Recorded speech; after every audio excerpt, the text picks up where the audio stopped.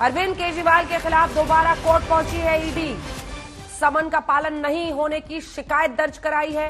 कल Rouse Avenue court में ED की शिकायत पर सुनवाई होगी। 8 समन के बावजूद पेश नहीं हुए हैं अरविंद केजरीवाल और इसीलिए ईडी अब कोर्ट का दरवाजा खटखटा रही है। केजरीवाल का आरोप है ईडी कर सकती है गिरफ्तारी और यहां तक आम आदमी पार्टी ने इस पर स्टैंड लिया है कि वो कहते हैं कि गैर कानूनी है ईडी के समन्स।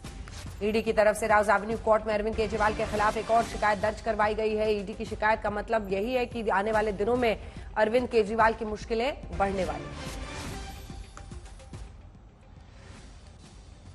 दरअसल 8 समन के बावजूद भी केजरीवाल ईडी के सामने पेश नहीं हुए। केजरीवाल की तरफ से अपनी शर्त रखी गई है।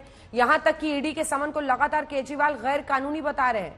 अब देखना यह होगा कि कल कोर्ट में क्या होगा। वैसे बंगाल सरकार की तरफ से शेख शाहजहां को सीबीआई के सुपुर्द न करने की पूरी कोशिश की गई। ये दूसरी तस्वीर आप देख रहे हैं। हाईकोर्ट के आदेश के बावजूद सीबीआई को 27 घंटे तक रोका गया, लेकिन जब सुप्रीम कोर्ट से राहत नहीं मिली तब जाकर सीबीआई को सौंपा गया। हाईकोर्ट ने सीधा 4 बजे का डेडलाइन दिया था। ये तस्वीरें बता रही हैं कि कोर्ट का हंटर बंगाल में चला तो ममता सरकार की एक नहीं चली। अब देखना होगा कि केजरीवाल के मामले पर कल कोर्ट में क्या होता है।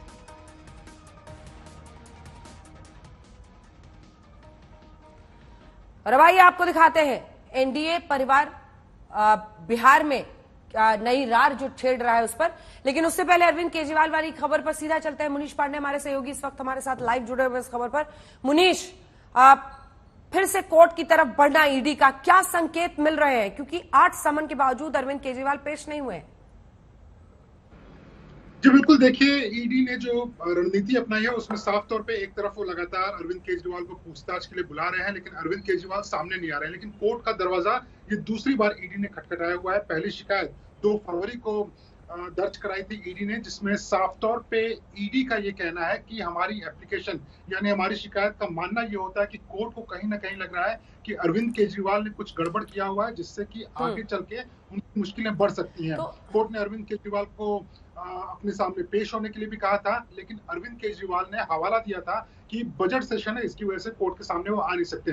पहली शिकायत के बाद कोर्ट ने कहा था कि आप 16 मार्च को हमारे सामने आइए, लेकिन ईडी का यह कहना है कि वो शिकायत शुरुआत के 3 जो समन थे उसको जब अरविंद केजरीवाल समन के बाद नहीं आए थे, इसकी वजह से उन्होंने शिकायत दर्ज कराई थी। और जो नई शिकायत है उसमें उसके आगे के जो 3 समन थे, यानी कि टोटल 6 समन पे जब अरविंद केजरीवाल सामने पेश नहीं हुए ईडी के, तब ये शिकायत दर्ज कराई है और कल ही इस मामले में कोर्ट सुनवाई भी करेगी। तो कहीं ना कहीं ईडी को ये लगता है कि मुनीश, कोर्ट क्या कर सकता है कल?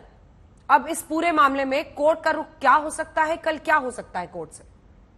देखिए, कोर्ट सीधे तौर पर निर्देश दे सकता है कि अरविंद केजरीवाल को न सिर्फ कोर्ट के सामने पेश होना पड़ेगा, बल्कि कोर्ट ये आदेश भी दे सकता है कि धारा 50 पीएमएलए के तहत हर एक शख्स जिसको वो समन दिया जाता है उसे खुद फिजिकली यानी कि खुद जो ईडी का दफ्तर है वहां पर जाना पड़ेगा पूछताछ के लिए। इसके पहले आपको अंजना याद होगा, अरविंद केजरीवाल ने कहा था कि ईडी चाहे तो वीडियो कॉन्फ्रेंसिंग के जरिए उनका बयान दर्ज करा सकती है, उनको गिरफ्तार करना है, इसी के लिए उन्हें फिजिकली बुलाया जा रहा है। लेकिन ईडी का ये कहना है कि धारा 50 पीएमएलए के तहत कोई प्रावधान नहीं है कि किसी का वीडियो कॉन्फ्रेंसिंग हो, यानी कि अरविंद केजरीवाल को खुद ईडी के दफ्तर के सामने पेश होना पड़ेगा। और ईडी को ये लगता है कि कोर्ट इस तरह का आदेश दे सकता है और इसी वजह से जो नई शिकायत है वो अरविंद केजरीवाल के लिए मुश्किल ला सकती है, क्योंकि ना सिर्फ कोर्ट यह आदेश दे सकता है कि आपको कोर्ट के सामने आना पड़ेगा, बल्कि कोर्ट यह भी कह सकता है कि आपको ईडी के सामने पेश होना पड़ेगा, क्योंकि ईडी जिस मामले की जांच कर रही है उसमें आपके ऊपर कुछ आरोप हैं। ठीक है मुनीश।